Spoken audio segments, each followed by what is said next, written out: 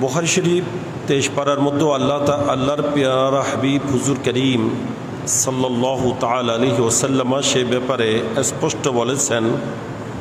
হাদিস তকরার এসেছে, বারংবার এই হাদিস ইমাম বুখারী রওয়ায়াত করেছেন। আমার নবী স্পষ্ট বলে দিয়েছেন, লা আদওয়া ওয়ালা তায়রা ওয়ালা সাফারা, যে সফর চাঁদ বলতে সফর চাঁদের যে মনহুস বলা হয়, অলক্ষী অভাগ্য বলা হয়, বা সফর চাঁদ বলা মুসিবত নাজিল হওয়ার চাঁদ বলা হয়, এগুলা জাহেলি যুগের প্রথা। ইসলাম এগুলোকে সমর্থন করে না। এরা সফর চাঁদকে এতই খারাপ জানতো যে তারা সফর চাঁদ আসলেও বলতো যে না, এটা মুহররমের চাঁদ চলতেছে। সফর চাঁদকে অস্বীকার করে দিত, সফর চাঁদকে মুহররমের চাঁদ বলে আখ্যায়িত করত। আমার নবী সেই সমস্ত ভুল ধারণা দূর করেছেন। এই জন্য ইসলাম সফর চাঁদের সাথে খায়ের একটা শব্দ লাগিয়ে দিয়েছেন। এই জন্য এটাকে বলা হয় সফরুল খায়ের। খায়ের মানে কল্যাণ, ভালো, উত্তম। এখানে অকল্যাণ কিছু নাই, অলক্ষ্যে কিছু নাই। এটা সম্পূর্ণ একটি উত্তম খায়ের মাস, ভালো মাস। বুঝেছে? সফর চাঁদ সম্পর্কে এটা ভুল ধারণা। সফর চাঁদে বিবাহ শাদী হতে পারে না, এটাও ভুল ধারণা। সফর চাঁদ বলা মুসিবত নাজিল হওয়ার মাস নয়, এই ধরনের কথাবার্তা নয়। এগুলো হচ্ছে গলত একটা রেওয়াজ, একটা কুসংস্কার। অনেকেই অজ্ঞতার কারণে বা জেহালতের কারণে এগুলা বাজারের মধ্যে ছেড়ে দিয়েছে। মুসলিম সমাজে এগুলা বিস্তৃতি লাভ করেছে। এটা মূলত ইসলাম সমর্থিত বিষয় নয়, এটা জাহেলি যুগের একটা প্রথা।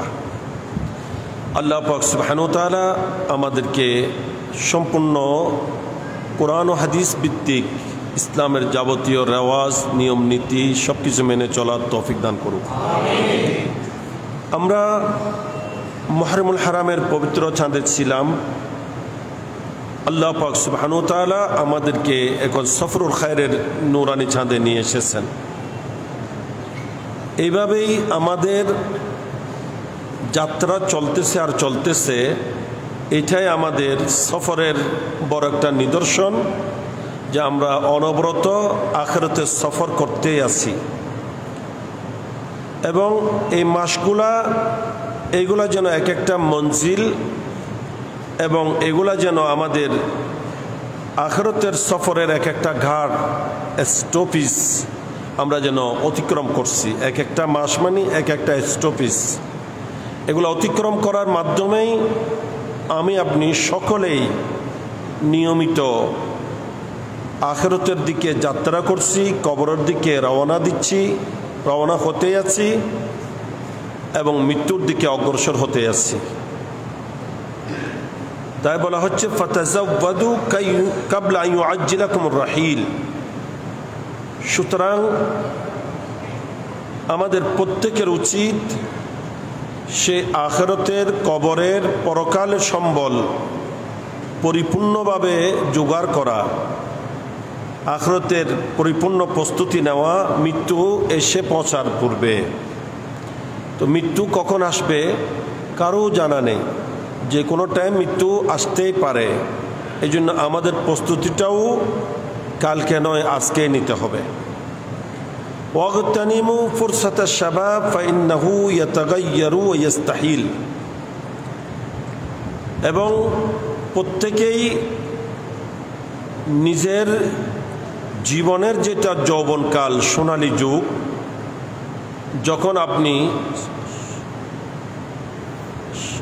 সামর্থ্যবান, শক্তিশালী, আপনার সামর্থ্য শক্তি আছে, আপনি কিছু করতে পারেন, এই সময়টাকেই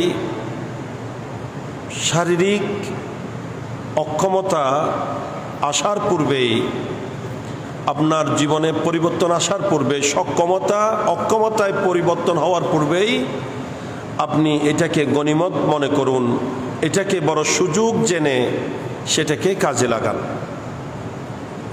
ওয়াযাহাবা আনকুমুশ শাবাবু ওয়া লাম ইয়াবকা লিরাদ্দিহি সাবিল। আর যখন আমার আপনার সেই যৌবনকাল সে সক্ষমতার জীবন চলে যাবে, সেটা ফিরিয়ে আনার কোনো রাস্তা নেই, কোনো পন্থা নেই, কোনো পদ্ধতি নেই। যারা বয়স হয়ে গেছে তারা কি আবার জওয়ান হতে পারবে? কখনো না।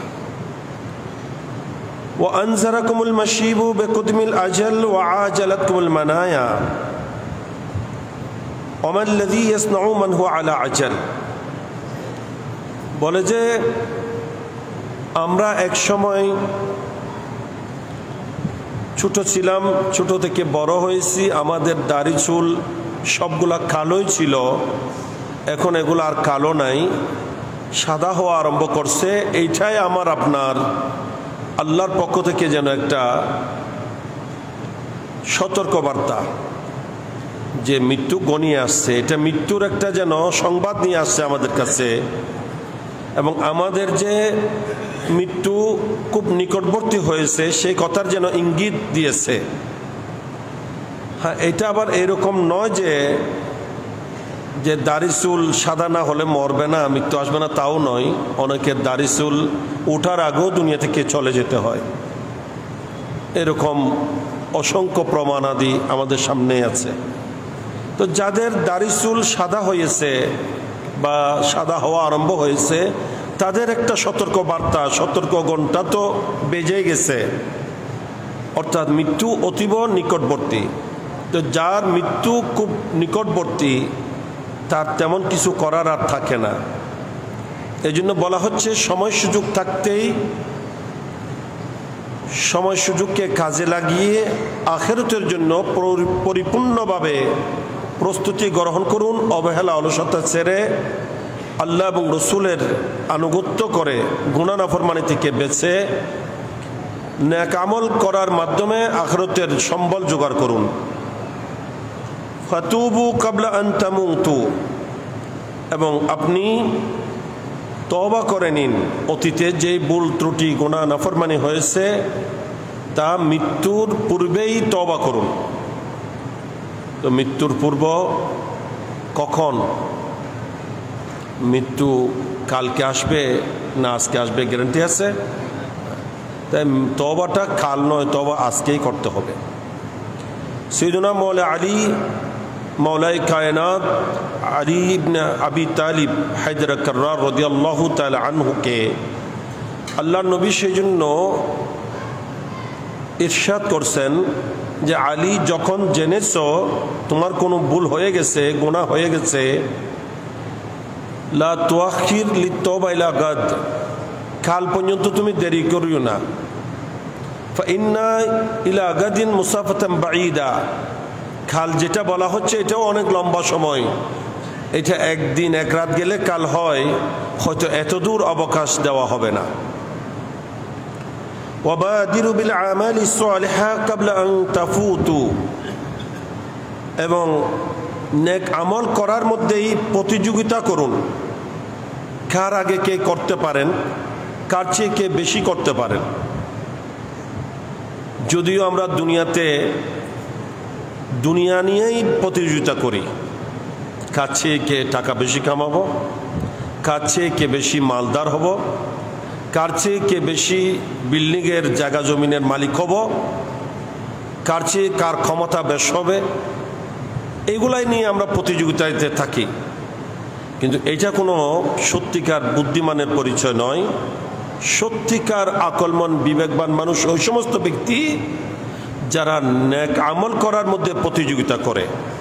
আল্লাহ তাআলা ও কোরআনে পাকে আমাদেরকে বলছেন ফাস্তাবিকুল খায়রাত, আমার ইমানদার বান্দারা তোমরা খায়রাত করার মধ্যে, ভালো কাজ করার মধ্যে, নেক আমল করার মধ্যে একে অপরের সাথে প্রতিযোগিতা করো। সুবহানাল্লাহ। জন্য আল্লাহর প্রিয় বান্দা যারা, তারা কিন্তু একজন আরেকজনের সাথে প্রতিযোগিতা দিতেন, তবে সেই প্রতিযোগিতাটা কিন্তু নেক আমলের মধ্যে, নামাজ আদায়ের মধ্যে, যে এ যদি 5 ওয়াক্ত নামাজ বা জামাতে পড়ে, আমি এর সাথে তাহাজ্জুদের নামাজও পড়বো, তার চেয়ে একটু বেশি করব। এ যদি ডেলি 1 পারা কোরআন শরীফ পড়ে, আমি ডেলি কমাস কম 2 পারা কোরআন শরীফ পড়ব। এ যদি আল্লাহর রাস্তায় আখিরাতের জন্য আখিরাতের ব্যাংকে জমা করার উদ্দেশ্যে যদি 100 টাকা দেয় আমি 200 টাকা দেব, যদি 1000 টাকা দেয় আমি 2000 টাকা দেব। এই ধরনের প্রতিযোগিতা আল্লাহর প্রিয়রা সর্বদাই করেছেন। এটা প্রসিদ্ধ আছে হযরত ফারুক আজম ওমর ইবনুল খাত্তাব রাদিয়াল্লাহু তাআলা আন,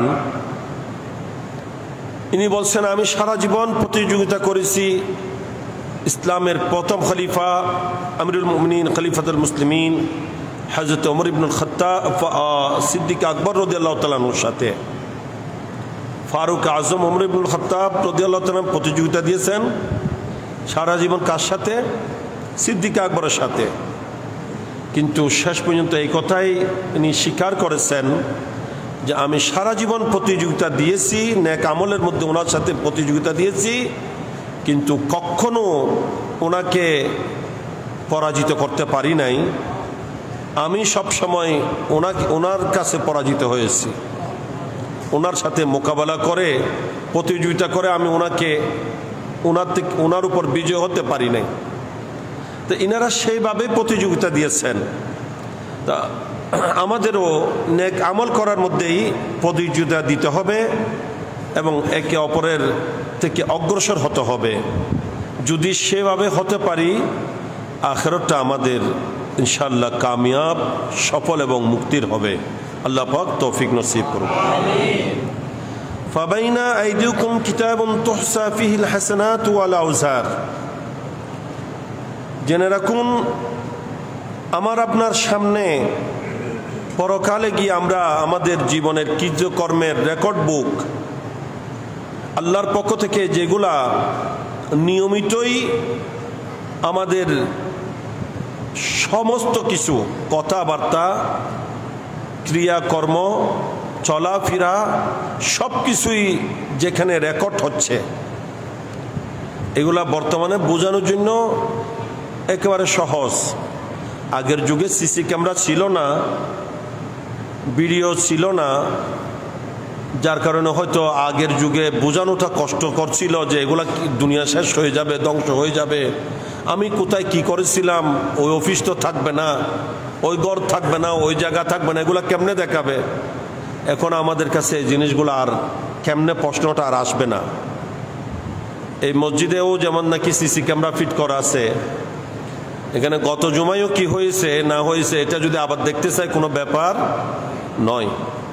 সারাক্ষণ এখানে কে আসছে না আসছে সব রেকর্ড হচ্ছে কিনা এবং এগুলা টেনে দেখার সুযোগ আছে কিনা। আমার আপনার প্রত্যেকের উপরও আল্লাহ তাআলা সেই ধরনের কুদরতের সিসি ক্যামেরা ফিট করে দিয়েছেন। সবগুলা সেভাবে রেকর্ড হচ্ছে এবং লিপিবদ্ধ হচ্ছে।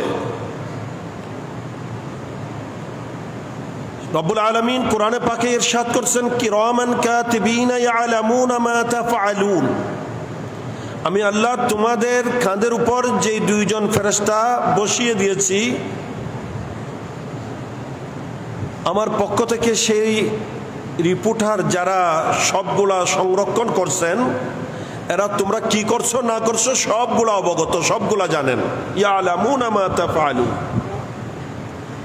তো ওই নামায়ে আমাল যেগুলো আমরা করছি সেই রেকর্ড বুকগুলা কাল হাসরের মাঠে আমাদের হাতে দেওয়া হবে। তুহসা ফিহিল হাসানাতু ওয়াল আউজার, যেখানে আপনি দেখতে পাবেন জীবনের কৃত সমস্ত নেক আমলগুলা ওখানে সংরক্ষিত হয়েছে, জীবনের কৃত সমস্ত বদ আমল, অসৎ ক্রিয়াকর্ম সবগুলো ওখানে রেকর্ড হয়েছে, কোনো কিছুই বাদ যাবে না। তাও কিন্তু রব্বুল আলামিন পবিত্র কোরআনে কারীমের মধ্যেই জানিয়ে দিচ্ছেন কাল হাসরের মাঠে আল্লাহ পাক সুবহানাহু ওয়া তাআলা সকল বান্দাকে তার জীবনের কৃত আমলের রেকর্ড বুক যখন নামায়ে আমাল হাতে দেবেন, আল্লাহ তাআলা বলবেন ইকরা কিতাবাক, বান্দা তোমার আমল নামাটা একটু তুমি পড়ে দেখো, রেকর্ড বুকটা তুমি দেখো। কাফা বিনাফসিকাল ইয়াওমা আলাইকা হাসিবা, আজকের দিন বিচার করার জন্য, তোমার বিচার করার জন্য তুমিই যথেষ্ট। তুমি হিসাব করে দেখো বান্দা, তুমি কি জান্নাতে যেতে পারো না জাহান্নামে যেতে পারো? যে আমল করে জগৎ থেকে এসেছ এগুলা তো তোমার হাতেই আছে। তুমি একটু পরে দেখো, তুমি হিসাব করো কি জান্নাতে যাবে না জাহান্নামে যাবে। ওই রেকর্ড বুক হাতে পেয়ে বান্দা যখন পড়বে, কেউ আবার এই কথা মনে করলে তাও ভুল হবে, বলবে যে আমি তো লেখাপড়া কিছুই করি নাই, সরিও জানি না, আলিফ বা তাসাও জানি না, ABCDও জানি না। আমার জন্য কোনো সমস্যা নেই, কারণ আমাকে পড়তে বললেও তো আমি পড়তে জানবো না। নাউজুবিল্লাহ, নয়। ওই দিন যখনই ইকরা আল্লাহর পক্ষ থেকে বলা হবে, তখন পড়ার সামর্থ্য শক্তি প্রত্যেকের মধ্যে অটোমেটিকলি চলে আসবে, প্রত্যেকেই পড়তে পারবে। এবং এখানে প্রত্যেকটা কিছু রেকর্ড সুস্পষ্টভাবে দেখতে পাবে। দেখার পর কি বলবে তাও আল্লাহ কোরআনে পাকে বলে দিচ্ছেন। রব্বুল আলামিন বলছেন, এরা বলবে মা লিহাযাল কিতাব, মা লিহাযাল কিতাব লা ইউগাদিরু সাগীরাতান ওয়ালা কাবীরাতান ইল্লা আহসাহা ওয়া ওয়াজাদু মা আমিলু হাদিরা। আশ্চর্য হয়ে বলবে যে এটা কোন ধরনের রেকর্ড বুক? মা লিহাযাল কিতাব লা ইউগাদিরু সাগীরাতান ওয়ালা কাবীরা, সগীরা কবিরা ছোট বড় কিছুই তো এখানে বাদ যায় নাই। ইল্লা আহসাহা, সবগুলাই দেখছি এখানে রেকর্ড হয়েছে, কি সব কিছুই বাদ যায় নাই। ওয়া ওয়াজাদু মা আমিলু হাদিরা, আল্লাহ তাআলা বলছেন এবং জীবনে যা আমল করেছিল ভালো মন্দ সবগুলাকে সেখানে উপস্থিত পাবে, সবগুলা সেখানে উপস্থিত পাবে। তাই এই কথা মনে করলে যে কেউ তো দেখছে না, এটা ভুল হবে। কেউ না দেখলেও আল্লাহ দেখতেছেন, এবং আল্লাহ দেখার উপরও সীমাবদ্ধ নয়, আল্লাহ সবগুলা রেকর্ডেরও ব্যবস্থা করেছেন।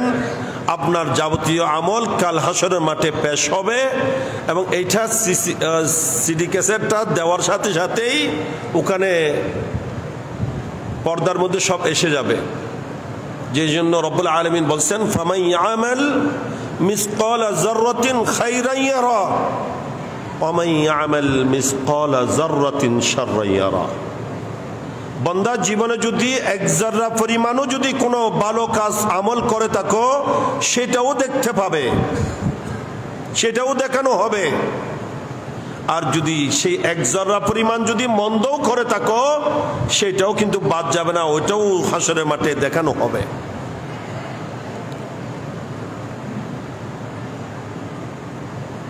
তো সেই নামায় আমাল আমরা দুনিয়ায় যাই করছি ভালো মন্দ সবগুলা রেকর্ড হচ্ছে। আজকে হয়তো শক্তি আছে, ক্ষমতা আছে, পাওয়ার আছে, ক্ষমতার অপব্যবহার করে যা ইচ্ছা তা করে যাচ্ছি। সামর্থ্য আছে বলে আরেকজনের উপর জুলুম অত্যাচার করছি, শক্তি আছে বলে পরোয়া করছি না। এগুলো আজকে করে যাচ্ছেন, কালকে কিন্তু সবগুলার জবাবদিহি আপনাকেই করতে হবে। প্রত্যেকটা কিছুর জন্য আপনাকেই আল্লাহর সামনে প্রশ্নের সম্মুখীন হতে হবে, এবং এমন এক স্থানে গিয়ে আপনাকে দাঁড়াতে হবে, অমৌকিফুন লাইসা বাদাহু ইল্লাল জান্নাতু ওয়া বিন্নার।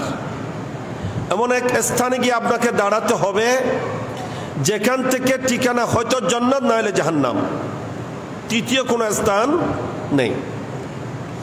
হয়তো ওখান থেকে গেলে জান্নাতে যাবেন, আল্লাহর রহমত দয়া হলে জান্নাতে যাবেন, আর না হয় জাহান্নামে ঠিকানা। তৃতীয় কোনো স্থান নেই যেখান ওখান থেকে যাওয়ার। ফাকাইফা ইযা যাহরাতিল কাবাইহ ওয়া খুতিমা আলাল আফওয়া ওয়া তাকাল্লামাতিল জাওয়ারি ওয়া তাজাল্লাল জালিলু জাল্লা জালালুহু লিল হিসাব। এবার একটু চিন্তা করুন, প্রত্যেকে একটু চিন্তা করুন, ওই সময় কি অবস্থা হবে যখন আমার আপনার জীবনের গোপনে গোপনে করা, প্রকাশ্যে অপ্রকাশ্যে করা সমস্ত বিষয়গুলা যেদিন প্রকাশ হয়ে যাবে। কোন সময় কি করেছি না করেছি ছোট বড় সবকিছু যেদিন স্পষ্ট দেখা যাবে, এবং সেখানে হয়তো অনেকেই আল্লাহর সামনেও দুঃসাহস দেখাবে, অস্বীকার করবে, বলবে যে আল্লাহ ফেরেশতারা তো এমনও আমাদের বিরোধী ছিল, এরা ইচ্ছা মতো সব রেকর্ড করেছে, এগুলো কিছুই আমি করি নাই। কিন্তু সেই দিন আল্লাহ তাআলা কোরআনে পাকে বলে দিচ্ছেন, ওয়ানাখতিমু আলা আফওয়াহিহিম, আমি সেই মুখের মধ্যে লাগাম লাগিয়ে দেব, স্টেবলার করে দেওয়া হবে, মুখ দিয়ে কথা বলার সুযোগ থাকবে না। কথা কে বলবে? আল্লাহ বলছেন ওয়া তুকাল্লিমুনা আইদিহিম ওয়া তাশহাদু আরজুলুহুম, তাদের হাতে আমার সাথে কথা বলবে। আল্লাহ বলবেন জুবানকে আমি শক্তি দিয়েছিলাম দুনিয়াতে, জুবান কথা বলেছে, আজকে জুবান বন্ধ করেছি, হাত তুমি বলো কখন সে কি করেছে না করেছে তুমি বলো।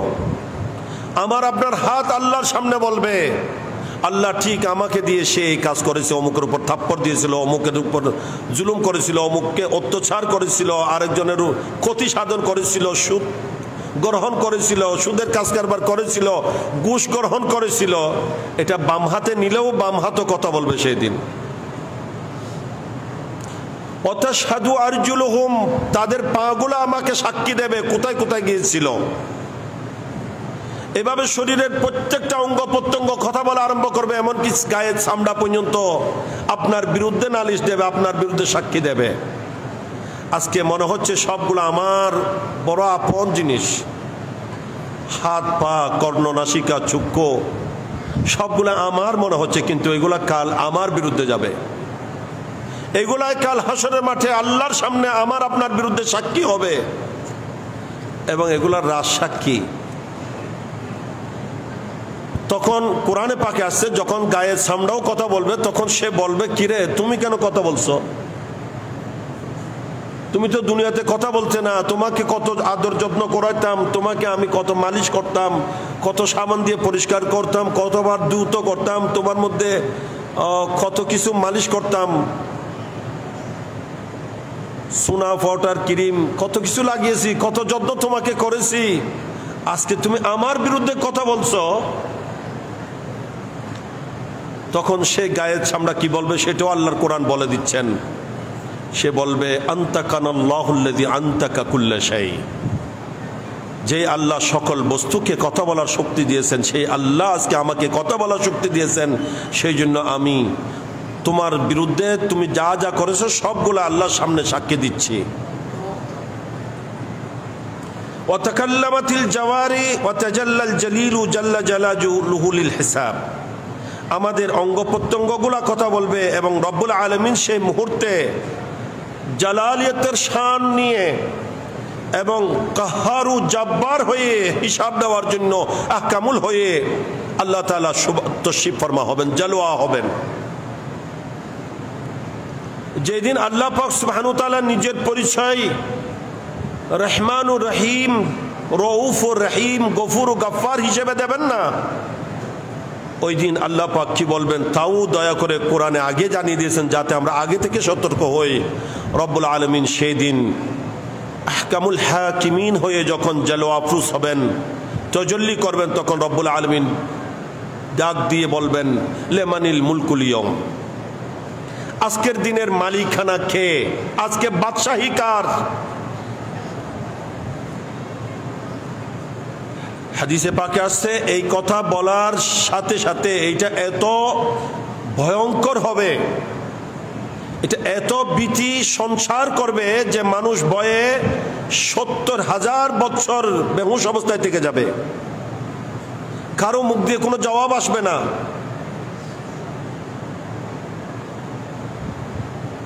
কারো উত্তর দেওয়ার সাহস হবে না। তখন রব্বুল আলামিন প্রশ্নকারী, আল্লাহ উত্তরদাতা হবেন। রব্বুল আলামিন বলবেন এবার লিল্লাহিল ওয়াহিদিল কাহ্হার, হে সমস্ত সৃষ্টি জেনে রাখো আজকের মালিক একমাত্র আমি আল্লাহরই জন্য, আমি একক, আমার কোনো শরীক নাই, এবং আমি হলাম কাহ্হার। সেদিন আল্লাহ রহমান রহিম গফুর গফফারের পরিচয় দিচ্ছেন না, আল্লাহ সেদিন নিজেকে কাহ্হার হিসেবে পরিচয় দেবেন। তো বান্দারা একটু চিন্তা করুন সেই মুহূর্তে আমার আপনার কি অবস্থা হবে। ওয়া আওকাফাকুম মাওকিফাস সাওয়াবি ওয়াল ইকাব, আপনাকে আমাকে আল্লাহ পাক সুবহানাহু ওয়া তাআলা শাস্তি এবং পুরস্কার দেওয়ার স্থানে দাঁড় করাবেন। ভালো আমল নেক আমল নিয়ে জেলে আপনাকে প্রতিদান দেবেন, সওয়াব দেবেন, অন্যথায় শাস্তি ব্যবস্থা হবে। ফাহুনালিকা তাগিবুল উকুল ওয়া ইয়াশিবুল ওয়ালিদ, সেই মুহূর্তে আপনি দেখতে পাবেন, সেই মুহূর্তে মানুষের বিবেক আকল চলে যাবে। সেই মুহূর্তে ছোট বাচ্চাও বৃদ্ধ হয়ে যাবে। হাসরের মাঠে ভয়ে সকলের মধ্যে এমনভাবে ভীতি সঞ্চার হবে যে সকল মানুষ বয়স্ক হয়ে যাবে।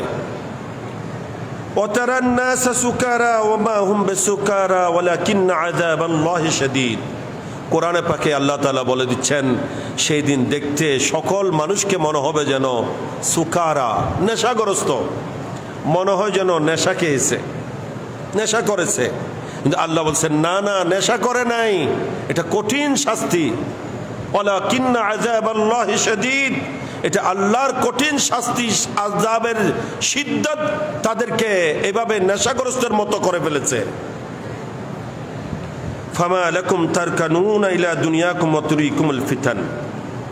সুতরাং কি হয়েছে যে আপনাদেরকে দুনিয়া খেলতেছে আপনাদেরকে নিয়ে যেমন ইচ্ছা তেমন করে, এবং এই দুনিয়ার নানান ফিতনা ফাসাদের মধ্যে আপনাদেরকে লিপ্ত করছে। ওয়াতাগুররুকুম বিআমালিহা ওয়া লা তাসবাহুনা মিনহা ইল্লা আল আমাল ওয়াল কাফান। এবং এই দুনিয়ার নানান কিছু আপনাকে সদা সর্বদা দুঃখের মধ্যে ফেলতেছে। এটা করব, ওইটা করব, এই করব, সেই করব, শুধু স্বপ্ন দেখছি আর স্বপ্ন দেখছি, দুনিয়া নিয়ে ব্যস্ত হয়ে আছি।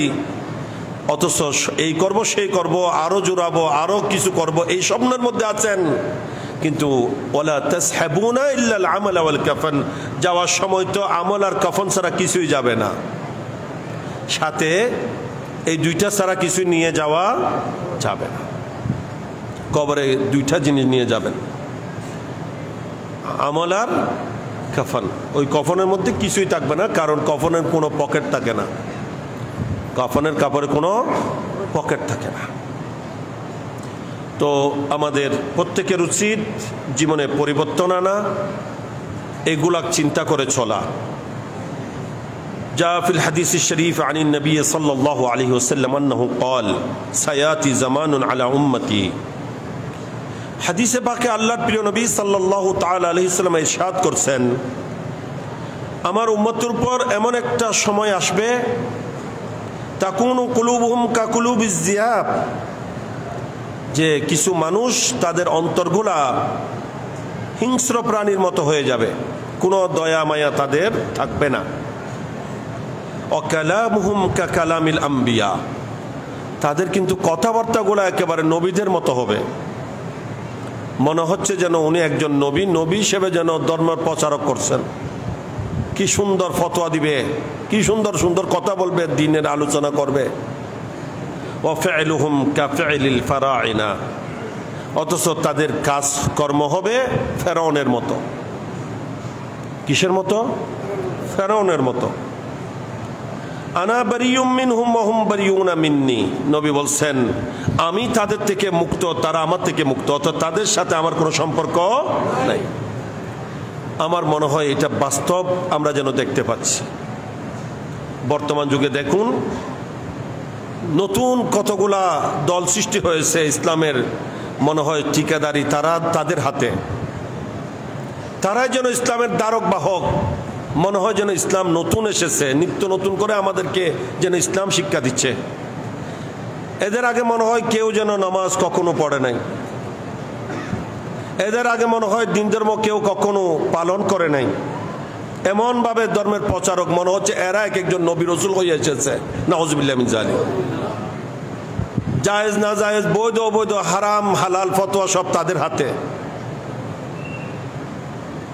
১৫০০ বছর ধরে মুসলমান যে আমলগুলা করে আসছে সবগুলাকে শিরিকের মধ্যে, শিরিকের ডাব্বর মধ্যে ঢুকিয়ে ওখানে মুখ বন্ধ করে দিচ্ছে। এমন ভাবে বক্তব্য দিচ্ছে মনে হয় যেন এক একজন নবী। নাউযুবিল্লাহ মিন যালিক। তাদের বক্তব্য নবীদের বক্তব্যের মতো। কালামুহুম কাকালামিল আম্বিয়া, আমার নবী ১৫০০ বছর আগে তাদের ব্যাপারে বলে গিয়েছেন। অন্তর তাদের এত হিংস্র, হিংস্র প্রাণীর যেমন কোনো দয়া মায়া থাকে না, তাদের কোনো দয়া মায়া থাকে না। আপনারা অবশ্যই জানেন IS নামে যে জঙ্গি সংগঠন ইসলামের নাম ব্যবহার করে সন্ত্রাসী কর্মকাণ্ড করছে, তারা নিজের মাকে গুলি মারতেও দ্বিধা করে না, ছোট ছোট বাচ্চার মাথায় গুলি করতে চিন্তা করে না। এরকম ইতিহাস তারা সৃষ্টি করেছে। ইসলামের নাম দিয়ে তারা মুসলমান হত্যা করে অবাধ, এবং মুসলমানকে হত্যা করাটাই সওয়াবের কাজ মনে করছে, এটাই জান্নাতে যাওয়ার ব্যবস্থা মনে করছে। নাউজুবিল্লাহ মিন যালিক। তাদের কাজ কারবার আমার নবী বলছেন ফেরাউনের মতো হবে। এরাই দেখবেন পুরুষদেরকে হত্যা করে, মহিলাদেরকে নয়।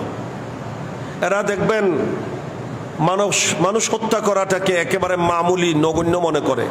এগুলো সব ফেরাউনের চরিত্র। তো সব কিছু আমার নবী বলে গিয়েছেন। নবী এটাও জানিয়ে দিয়েছেন যে তাদের সাথে আমার এবং আমার সাথে তাদের কোনো সম্পর্ক নাই। তা আমাদের একটু চিন্তা করার দরকার আছে না নাই? তাদের থেকে কি তাদের সাথে সম্পর্ক রাখবো, না তাদের থেকে নিরাপদ দূরত্ব বজায় রাখতে হবে? আল্লাহ পাক বুঝার তৌফিক দান করুন। এর সাথে আমার নবী আরো বলছেন সালাসাতুন ফিন্নার,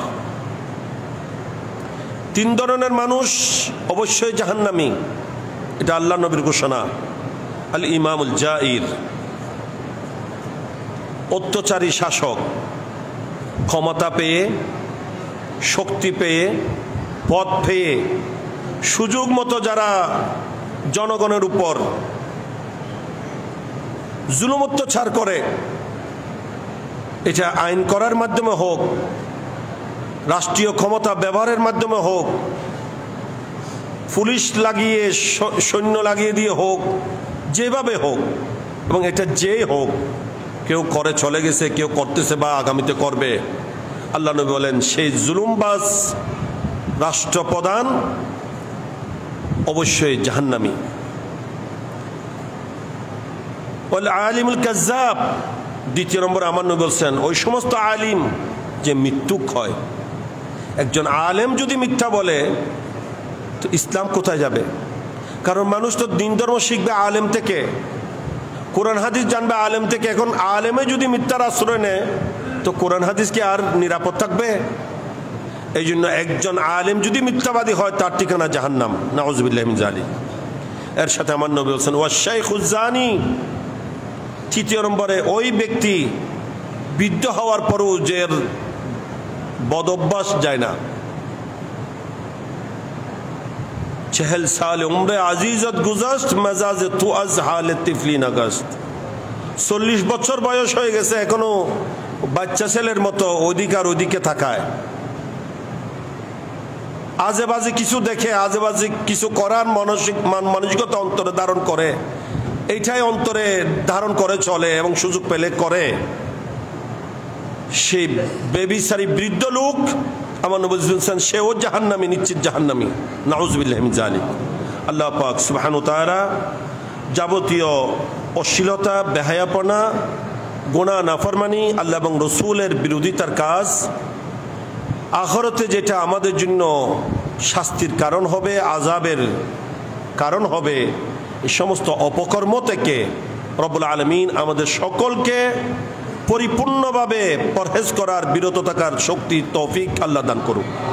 এবং যত নেক আমল আছে, এটা বড় হোক আর ছোট হোক, আখিরাতের সম্বল জোগাড়ের উদ্দেশ্যে, আখিরাতের পাথেয় হিসেবে সেটাকে সংগ্রহ করার, সম্বল জোগাড় করার, এটাকে গুরুত্ব দিয়ে আমল করে আখিরাতের জন্য পাথেয় জোগাড় করার আল্লাহ আমাদের প্রত্যেককে তৌফিক নসিব করুক।